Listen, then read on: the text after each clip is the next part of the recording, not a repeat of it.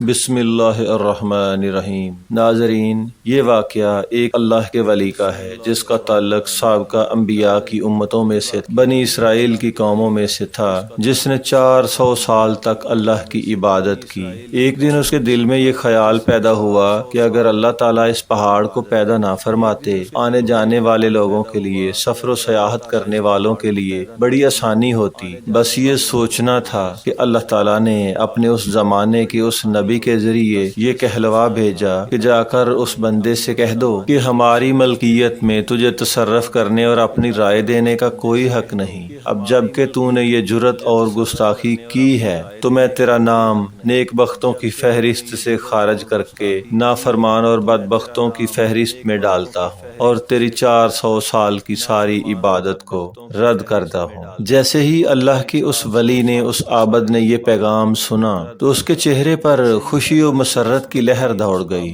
اور فوراً وہ اللہ کے حضور سجدہ شکر ادا کرنے لگا۔ اس پر اللہ نے اپنے اس نبی کے ذریعے مزید کہلوایا کہ اے نادان، تیرا نقصان ہوا ہے، تیری 400 سال کی عبادت ضائع ہوئی ہے، اس پر پچھتاوا ہوتا ہے، دکھ ہوتا ہے، سجدہ شکر ادا نہیں کیا جاتا۔ یہ سن کر اللہ کے اس ولی نے یہ کہا کہ میں اپنے نقصان پر سجدہ شکر ادا نہیں کر رہا، مجھے تو اس بات پر خوشی ہے کہ اللہ نے میرا نام لیا ہے، مجھے پیغام بھیجا ہے، مجھے تو اس بات کی بہت زیادہ خوشی ہے، اس لیے میں سجدہ شکر ادا کر رہا ہوں کہ اللہ نے میرا نام کسی کتاب میں لکھا ہوا ہے۔ اللہ کے ولی نے اللہ کے اس نبی سے کہا کہ اے اللہ کے نبی، میری ایک حاجت ہے، میری ایک التجا ہے، وہ اللہ کی بارگاہ میں پیش کر دو۔ اللہ کے نبی نے پوچھا کہ بتاؤ کیا کہتے ہو؟ اس عابد نے یہ کہا کہ اللہ تعالیٰ نے جب میرا دوزخ میں جانا لکھ دیا ہے تو اللہ سے ایک عرض کرو کہ جتنے بھی اللہ کی توحید پر ایمان رکھنے والے